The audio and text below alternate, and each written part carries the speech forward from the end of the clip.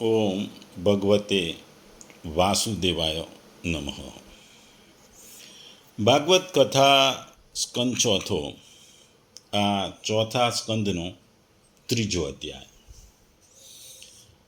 આ અધ્યાય સતી પોતાના પિતા દક્ષ પ્રજાપતિને ત્યાં યજ્ઞોત્સવમાં જવા માટે જે આગ્રહ કરે છે અને એ આગ્રહ વિશે આ અધ્યાયમાં વાત કરવામાં આવી છે. આ આગ્રહની સામે શિવ એ પોતાની પત્નીને જે વસ્તુ કહે છે એ પણ આ અધ્યાયની મુખ્ય વસ્તુ છે. ત્રણ મુખ્ય પાત્રો છે આ અધ્યાયમાં: દક્ષ પ્રજાપતિ, માતા સતી જે દક્ષ પ્રજાપતિની પત્ની હતી, અને ભગવાન શિવ જે સતીના પતિ હતા. આપણે જાણીએ છીએ કે સતી એક મહાન પતિવ્રતા સ્ત્રી હતી અને મહાદેવજી જેવા પતિને પામીને સદૈવ એમની સેવા કરતી હતી. પણ કાળની ગતિ અકળ હોય છે.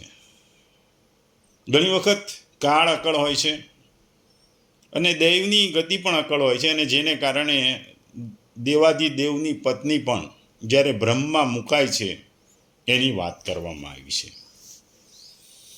આવી જ એક આપણા શાસ્ત્રોમાં વાત છે.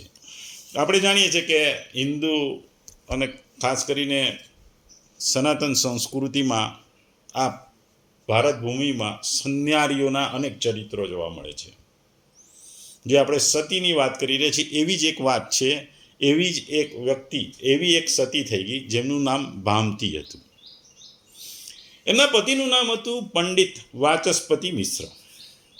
એ ખૂબ જ વિદ્વાન હતા અને હંમેશા પુસ્તકો લખતા અને વાંચતા. કહેવાય છે કે ત્યારે જ એમનો વિવાહ થયો ત્યારે લગ્ન મંડપમાં પણ એ પુસ્તક લઈને અધ્યયન કરતા, એવી વાત હતી. આ પંડિતજી જ્યારે લગ્ન કરીને આવ્યા ત્યારે ઘર કેમ ચલાવવું એમને કોઈ ચિંતા હતી નહીં, પણ સતી ભામતી ચિંતામાં હતી. એ હંમેશા પતિ જ્યારે પુસ્તકો વાંચતા અને પુસ્તકો લખતા ત્યારે હંમેશા તે પોતાના પતિની સેવા કરતી. એમને જરૂર પડે ભોજન, આ સ્નાનનો સમય, એ બધું જ યાદ દેવડાતી. પણ પંડિત વાચસ્પતિ તો પોતાના અધ્યયન અને લખનમાં જ મશગુલ રહેતા અને વિરક્ત જીવન ગાળતા હતા. એક સમયની વાત, એક સાંજે આપણે જે દીવો કહેવાય એના અજવાળે પંડિતજી અધ્યયન કરી રહ્યા હતા. તેવામાં પવન આવ્યો એટલે દીપક બુઝાઈ ગયો. એટલે વાચસ્પતિના અધ્યયન જે લખતા તેમાં ભંગ પડ્યો. ભામતીએ આ જોયું, સતી ભામતીએ આ જોયું એટલે ત્યાં ગયા અને એમણે વાટ સંકોરીને દીપકને ફરીથી પ્રગટાવ્યો. આ દીપક પ્રગટાવ્યો એટલે પંડિતજીને થયું, આ કોણ છો? તમે કોણ છો દેવી? તમે કોણ છો? તો આ દીવો ફરી પ્રગટાવ્યો. ભામતીએ ઉત્તર આપતા કહ્યું, હું તમારી પત્ની છું. તમે મારું પાણી ગ્રહણ કર્યું છે. વાચસ્પતિ આ વાત સાંભળી ખુશ થયા અને પૂછ્યું કે તમારે શું જોઈએ છે? પત્નીએ પ્રત્યુત્તર આપતા કહ્યું, સંસારમાં આપની સાથે મારું નામ રહે એટલું જ માગું છું. પત્નીનો આવો ઉત્તર સાંભળીને પણ સરળ પંડિત કંઈ સમજ્યા નહીં. તેમણે તો પૂછ્યું કે તમારું નામ શું છે? પત્નીએ એક જ શબ્દોમાં કહ્યું, ભામતી. એક પણ ક્ષણનો વિચાર કર્યા વગર પંડિત વાચસ્પતિ કહ્યું, બહુ સરસ. હું આ જે લખી રહ્યો છું, કેટલાય દિવસોથી રાત દિવસ જોયા વગર જે ગ્રંથ લખી રહ્યો છું, આ ગ્રંથનું નામ ભામતી રાખીશ. એટલે વાચસ્પતિ મિશ્રે વેદાંતના પ્રસિદ્ધ ગ્રંથ બ્રહ્મસૂત્ર પર પ્રસ્થાન લખ્યું અને એણે નામ આપ્યું ભામતી. ત્યાગ, તપશ્ચર્યા અને નિષ્પૃતાના જેના જીવનમાં ઓતપ્રોત છે એવા સતી સ્ત્રીનું આ એક દ્રષ્ટાંત છે. આવી ઝગમગતી ઘણી જોતો એના હિસાબે પ્રતાપે ભારત એક પુણ્ય લોક બની ગયો છે. આવી જ વાત અહીં સતીની કરવામાં આવી છે. આપણે ગયા અધ્યાયમાં જોયું કે સસુર અને જમાઈ વચ્ચે જે વિરોધ થઈ ગયો. આ વિરોધ થયા પછી એ બે પોતપોતાને ત્યાં ગયા. પછી બ્રહ્માજીએ દક્ષને સમસ્ત જે પ્રજાપતિઓ હતા એના અધિપતિ બનાવ્યા. અધિપતિ બનાવ્યા એટલે દક્ષ પ્રજાપતિ તો વધુ ગર્વ થવા માંડ્યું. એ વિશેષ એમના અહંકાર વધી ગયો. એ પહેલા એ ભગવાન શંકરનો તિરસ્કાર તો કરતા હતા, હવે અધિપતિ બન્યા એટલે પહેલા કરતા વધુ એમનામાં અહંકાર ને બધું આવવા માંડ્યું. એટલે એમનામાં ભગવાન શંકર પ્રત્યે વધુ તિરસ્કાર થયો. આ અધિપતિ બન્યા દક્ષ પ્રજાપતિ એટલે એમણે જાત જાતના યજ્ઞો ને એવું બધું કરતા. એમના યજ્ઞોત્સવમાં જાત જાતના દેવર્ષિઓ, બ્રહ્મર્ષિઓ, પિતૃઓ, દેવતાઓ વગેરે પોતાની પત્નીઓ સાથે આવતા અને માંગલિક કાર્યો કરતા. અને દક્ષ પણ આ બધાનો આદર સત્કાર કરતા.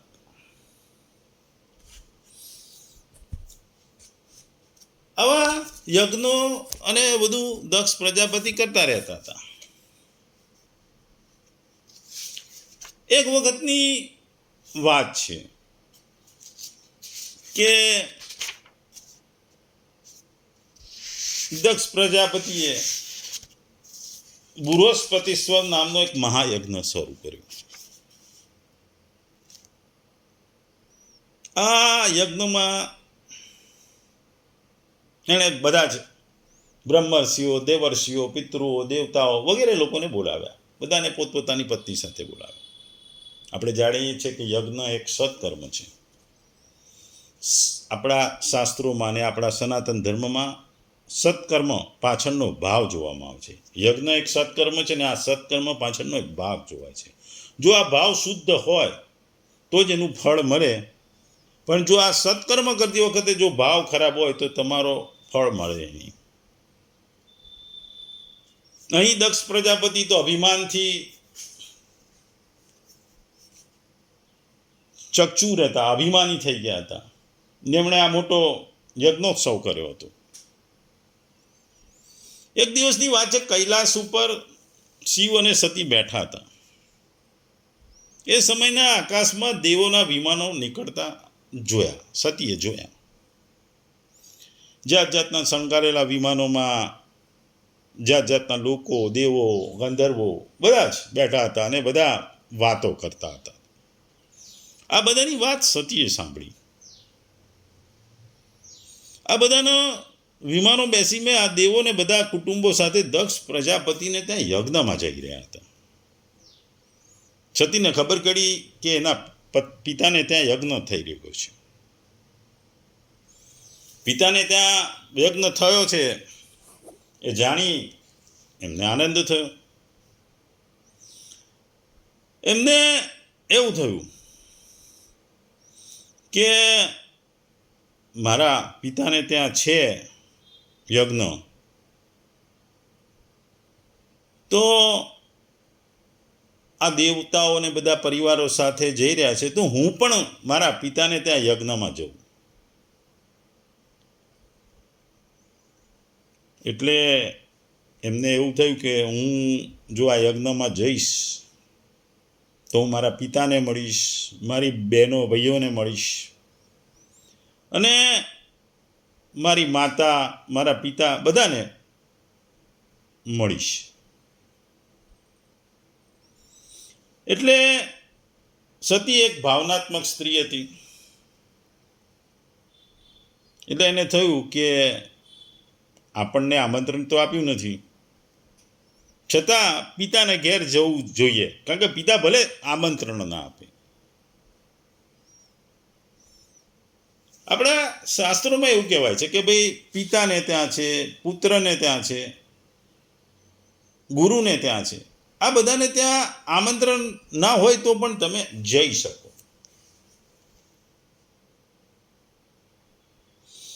એટલે સતીએ પોતાના પતિદેવને કીધું કે મારા પિતાને ત્યાં મોટો યજ્ઞ થઈ ગયો છે, મને આમંત્રણ નથી આપ્યું, પણ શાસ્ત્રો પ્રમાણે મારા પિતાને ઘેર યજ્ઞ થાય છે તો હું જઈ શકું.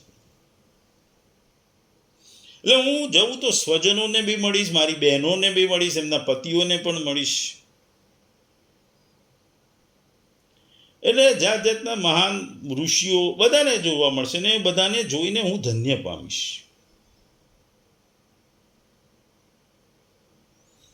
એટલે આ વાત સતીએ પોતાના પતિ ભગવાન શંકરને કીધી. એમણે કહ્યું કે કેટલી સ્ત્રીઓ એવી છે કે જેમને દક્ષ સાથે કોઈ સંબંધ નથી, છતાં આ બધી સ્ત્રીઓ પોતાના પતિ સાથે બની ઠની અને ટોળે ટોળા ત્યાં જઈ રહ્યા છે. આ ગગન મંડળમાં આ બધા જોવા મળી રહ્યા છે. એટલે એને કીધું કે હું એક પુત્રી છું, પુત્રીનું શરીર પિતાને ત્યાં જવામાં કોઈ આશ્ચર્ય કે કોઈ એવું હોય નહીં. એટલે કે આપણે જે શાસ્ત્રોમાં કહ્યું છે કે પતિ હોય, માતા હોય, પિતા હોય, ગુરુ હોય, આને ત્યાં જવણ નોતરે પણ જઈ શકાય.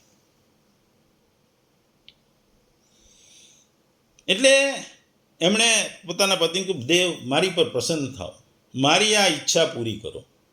તમે દયાળુ છો, કરુણામય છો, એટલે અને જ્ઞાની છો. તમે મને પોતાના અડધા અંગમાં સ્થાન આપ્યું છે અને આ મારી આ માગણી જે મારા પિતાને ત્યાં જવાની છે એને તમે અનુગ્રહિત કરો અને માન્ય રાખો. આપણે આગળ પણ જોયું કે દક્ષ પ્રજાપતિ ખૂબ જ અભિમાની હતા અને જે ઘટના બની હતી દક્ષ પ્રજાપતિ અને શંકર વચ્ચે જે દુર્વચનો અને શાપનું જે બાણોનું સ્મરણ થયું એ ભગવાન શંકરને યાદ આવી ગયું અને એમણે હસતા હસતા વાતમાં હસતા હસતા પોતાની પત્ની સતીને કીધું કે સુંદરી, તમે જે એમ કહ્યું કે પોતાના સ્વજનોને ત્યાં વણ નોતરા પણ જઈ શકીએ છીએ, એ તો બરાબર છે, પરંતુ એવું ત્યારે જ કરવું જોઈએ જ્યારે એમની દ્રષ્ટિ અતિશય પ્રબળ દેહાભિમાનને લીધે ઉત્પન્ન થતા મદ અને ક્રોધને કારણે દ્વેષ દોષથી યુક્ત ન હોય. એટલે કે જેને ત્યાં જઈએ એ વ્યક્તિને આપણા પ્રત્યે દ્વેષ ના હોવો જોઈએ, કે એના કર્મો પ્રત્યે દ્વેષ ના હોય, દોષ ના હોય. વિદ્યા છે, તપ, ધન, સુદૃઢ શરીર, યુવાસ્થા અને ઊંચું કોળા 6 સત્પુરુષોના તો ગુણ છે, પરંતુ નીચ મનુષ્યમાં આ જ અવગુણ બને છે.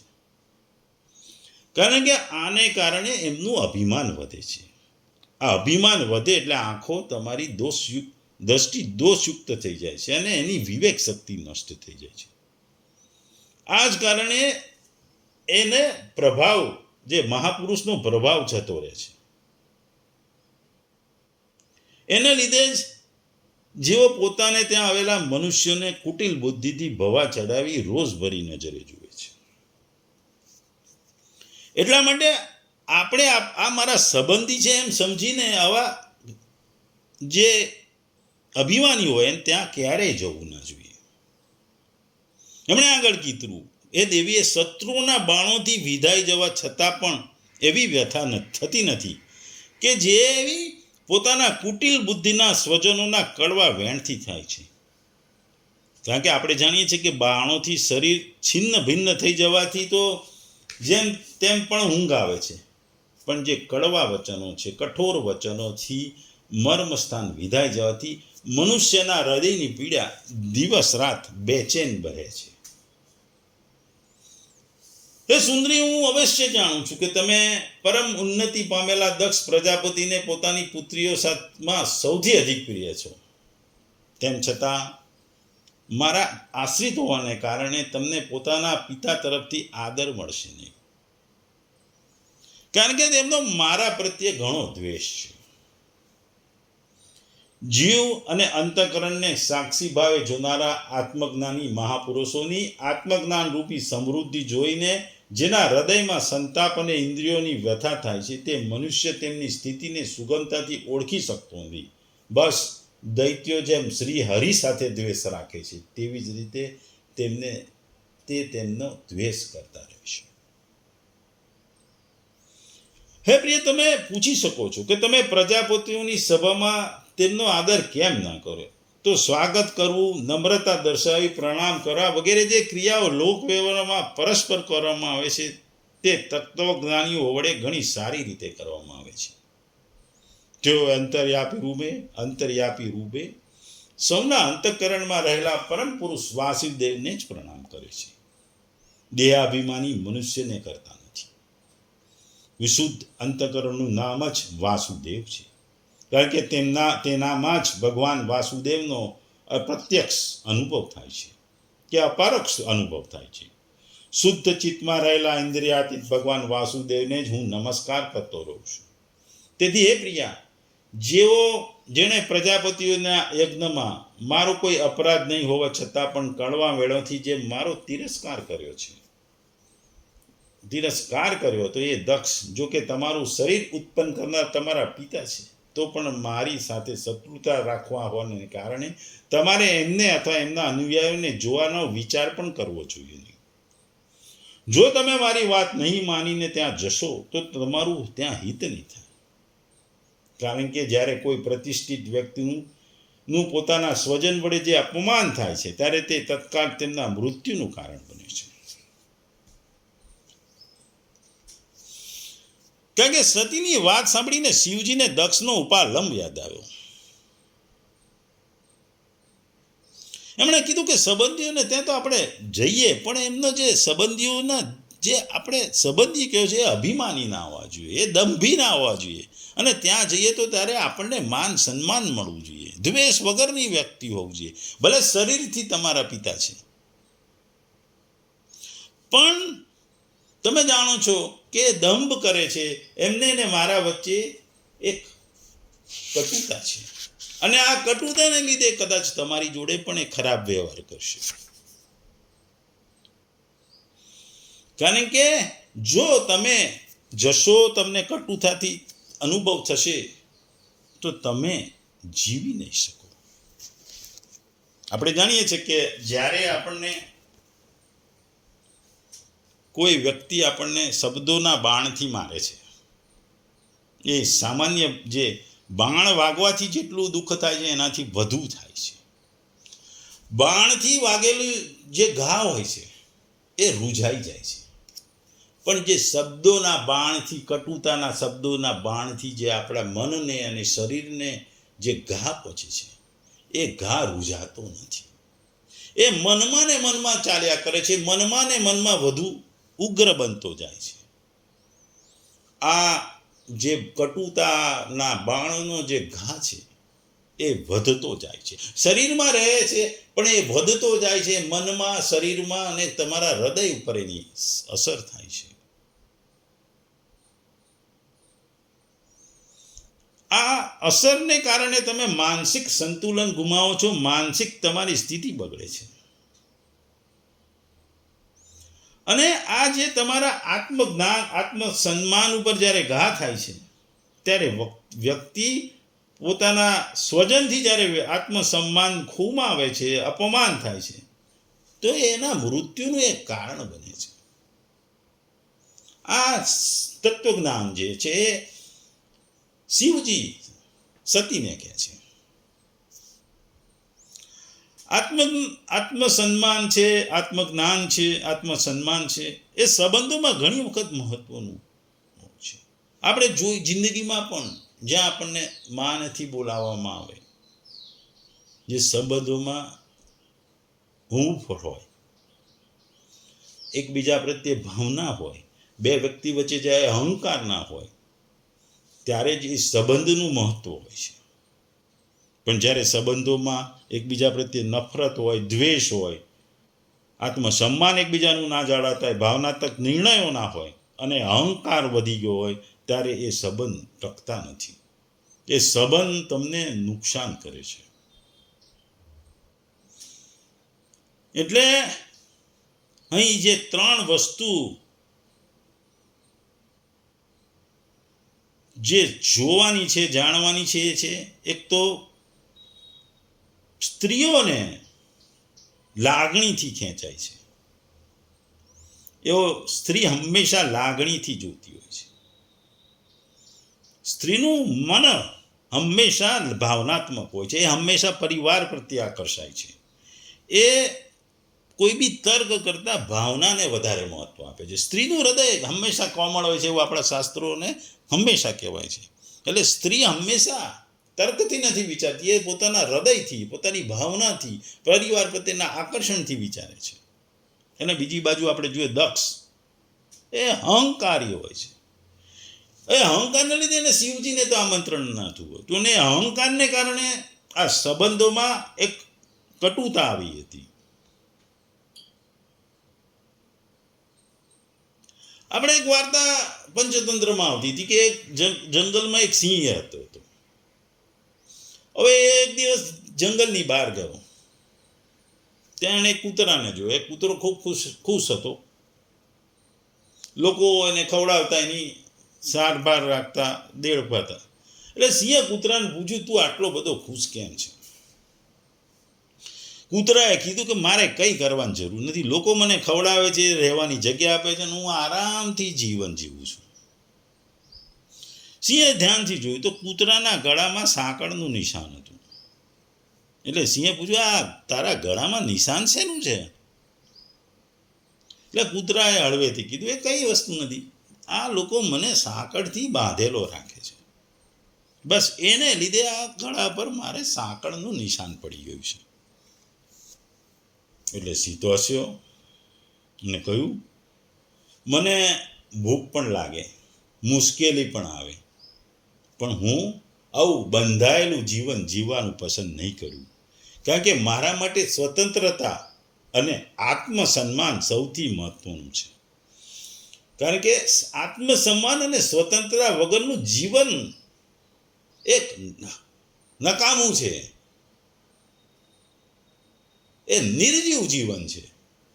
એટલે આવું કઈ શિવ પાછો જંગલમાં ગયો, કારણ કે ગર્વથી અને સ્વાભિમાનથી એ પોતે જંગલમાં ચાલ્યો. એટલે આપણે જોઈએ કે જીવનમાં કોઈ બી જગ્યાએ કોઈ પણ વસ્તુ માટે, વસ્તુ મેળવવા માટે, આગળ વધવા માટે, કે જિંદગીના શિખરોને સર કરવા માટે આત્મસન્માન ક્યારેય ગુમાવવું ના જોઈએ. કારણ કે જ્યારે આત્મસન્માન ગુમાવો ને તો તમે જિંદગીમાં કોઈ જીવવાનો મતલબ નથી, તમે મરેલા જીવી રહ્યા છો. આવી જ ઘટના આપણે જાણીએ મહાભારતમાં દ્રૌપદીની આત્મસન્માનની વાત છે. આપણે જોયું કે પાંડવ અને કૌરવો જુગાર રમતા હતા. આ જુગારમાં યુધિષ્ઠિર બધું હારતો ગયો, એક પછી એક બધું હારી ગયો, રાજ્ય હારી ગયો, ભાઈઓ હારી ગયો, અને છેવટે પોતાની પત્ની દ્રૌપદીને પણ હારી ગયો. દ્રૌપદીને હારી ગયો એટલે કૌરવોએ દ્રૌપદીને ખેંચીને રાજ્યસભામાં લઈ આવ્યા, અને દુશાસને એ દ્રૌપદીનું ખૂબ અપમાન કર્યું અને એનું ચીરહરણ કરવાનો પણ પ્રયાસ કર્યો. આ ભરી સભામાં મોટા મોટા લોકો હતા. ભીષ્મ પિતામહ હતા, દ્રોણાચાર્ય હતા, કૃપાચાર્ય હતા, કર્ણ જેવો દાનવીર પણ બેઠો હતો, પણ કોઈએ દ્રૌપદીને મદદ કરવા આગળ આવ્યું નહીં. આ પરિસ્થિતિને જોઈને દ્રૌપદી ભરી સભામાં પૂછે છે, એને હિંમતથી પૂછે કે જે માણસે પહેલેથી જ પોતાને હારી દીધો છે, જે પોતે પહેલેથી હારી ગયો છે, તેને મને હારવાનો અધિકાર નથી. એ મારા આત્મસન્માનની વાત છે. એટલે કે જે હારી ગયો છે એને મને હારવાનો અધિકાર છે કે નહીં? એ સભાને આ પ્રશ્ન કરે છે કે જે હારી ગયો છે એ મને કેવી રીતે હારી શકે? મને હારવાનો અધિકાર એમનો છે કે નહીં? એ ભરી સભામાં પ્રશ્ન પૂછે છે, પણ બધા મૌન રહી જાય છે, કોઈ મદદ નથી કરતું. પણ છેવટે દ્રૌપદી પોતાના ભાઈ જેવા શ્રી કૃષ્ણને યાદ કરે છે, અને કૃષ્ણ એની લાજ રાખે છે, એના આત્મસન્માનને બચાવે છે, એના ચીરહરણને અટકાવી એના આત્મસન્માનને બચાવે છે. એટલે જિંદગીનામાં પણ તમારે જ્યારે આત્મસન્માન માટે હંમેશા અવાજ ઉઠાવવો પડે. તમે ચૂપ રહીને કોઈ પણ વસ્તુને સહન કરો તો તમે નિર્જીવ જેવું જીવન જીવો છો. એને એ જીવનનું કોઈ મહત્વ નથી. હંમેશા અપમાન સહન કરવાનું જ નહીં. જેવું કંઈ થાય એની સામે ઊભા રહેવાનું. કારણ કે અન્યાય સામે અવાજ ઉઠાવો એ આપણી નૈતિક અને સામાજિક જવાબદારી પણ છે. મૌન રહેવું એ પણ અપરાધ છે. અન્યાય સામે ચૂપ રહેવું એ પણ મોટો અન્યાય છે. અને આ ચૂપ રહેલા સભામાં લોકો ચૂપ રહ્યા હતા એની સજા ભગવાને એમને મહાભારતના યુદ્ધમાં આપી હતી. કેમ કે તમે દ્રૌપદીના આત્મસન્માન ઉપર જ્યારે ઘા થયો ત્યારે તમે ચૂપ રહ્યા હતા, એટલે એનું ફળ તમારે ભોગવવું પડે. અને આ ભોગવવાનું કારણ ભીષ્મ પિતા દ્રોણ અને કૃપાચાર્યને પણ થયું હતું. ભીષ્મને બાણ સૈયા પર સૂવું પડ્યું હતું. ઈચ્છા મૃત્યુ હતું છતાં, કારણ કે એ જ્યારે અપરાધ થતો હતો, કોઈના આત્મસન્માન પર ઘા થતો ત્યારે તે મૌન રહ્યા હતા. અને આ ઘટના જે દ્રૌપદીની બની એનાથી યુદ્ધ, મહાભારતના યુદ્ધનું બીજ રૂપાયું હતું. અને અંતે દ્રૌપદીના આત્મસન્માન અને સત્યનું અંતે જીત થાય છે. એટલે જિંદગીમાં કોઈ પણ જગ્યાએ સમાધાન ન કરવું. પોતાના માનના ભોગે તો નહીં જ. અન્યાય થતો હોય તો એનો સામનો કરવાનો, હિંમતથી એની સામે બોલવાનું. અને ખોટું થતું સામે મૌન રહેવું પણ એક પાપ છે. કારણ કે તમે જો સત્ય ઉપર ચાલશો તો હંમેશા ભગવાન તમારી સાથે રહે છે. આત્મસન્માન માટે લડવું એ સાચામાં સાચી હિંમત છે. સાચી વ્યક્તિ ક્યારેય પોતાના આત્મસન્માન સાથે એ અપમાન સાથે એ સમજૂતી નથી કરતો. એટલે મનને જિંદગીમાં આત્મસન્માન દરેકને વાલું છે. એટલે મૂળ અધ્યાયમાં જે 3 પાત્રો છે, દક્ષ પ્રજાપતિ, સતી જે દક્ષ પ્રજાપતિની પુત્રી હતી, અને શંકર જે સતીના પતિ હતા. એટલે પતિ પત્ની અને સસુર, આ 3ની ત્રિભેટ, 3ની વચ્ચેની જે વાત છે, આ 3માં દક્ષ પ્રજાપતિ એક અહંકારી હતા, સતી માયાળુ અને લાગણીશીલ અને ભાવનાત્મક હતા, અને શંકર ભગવાન એ સાચું કહેનારા હતા. એ વસ્તુને જોઈ શકતા કે ભાઈ આવું થયું હતું. એ સત્યની સાથે હતા. આ 3 પાત્રોના 3 જુદા જુદા સ્વભાવનો જે ટકરાવ થાય છે, અને એમાં ખાસ કરી પતિ પત્ની વચ્ચેની જે વાત થાય છે, સતી અને શંકરની જે વાત થાય છે, એ વાતને આ અધ્યાયમાં લેવામાં આવી છે. આ જિંદગીમાં પણ ઘણી વખત ભાવનાત્મક કરેલા નિર્ણય તમને નુકસાન કરે છે. અહીં પણ સતી જ્યારે પોતાના પતિ શિવની સલાહ પછી પણ એ પોતાના પિતાને ત્યાં જવા જાય છે. સાચી સલાહ મળવા છતાં પણ એ જાય છે. એ એની ભાવનાત્મક નિર્ણય લે છે. ને આ ભાવનાત્મક નિર્ણય જે સતીના મૃત્યુનું કારણ બને છે, જે આપણે આવતા અધ્યાયમાં જોઈશું. એટલે જિંદગીમાં હંમેશા ભાવનાત્મક નિર્ણય ના લેવાય, સાથે સાથે તર્કને પણ મહત્વ આપવું પડે. ભાવનાથી બેહી જવામાંથી ઘણી વખત નુકસાન થાય છે. આજે આપણે ખાસ કરીને જોઈએ છે કે ધર્મની ભાવનાને કારણે આજે વિશ્વમાં આતંકવાદ વધ્યો છે. કોઈ પણ ધર્મમાં પ્રત્યે વધારે પડતી ભાવનાત્મક લાગણી કરીને આપણે બીજા ધર્મને નીચે પાડવામાં આજે જે દુનિયામાં થઈ રહ્યું છે, એને કારણે આજે વિશ્વમાં એક જ ધર્મનો જે આતંકવાદ વધી રહ્યો છે, એ પણ આજના જમાનાનું સત્ય છે. એટલે આ આત્મસન્માનની વાત છે.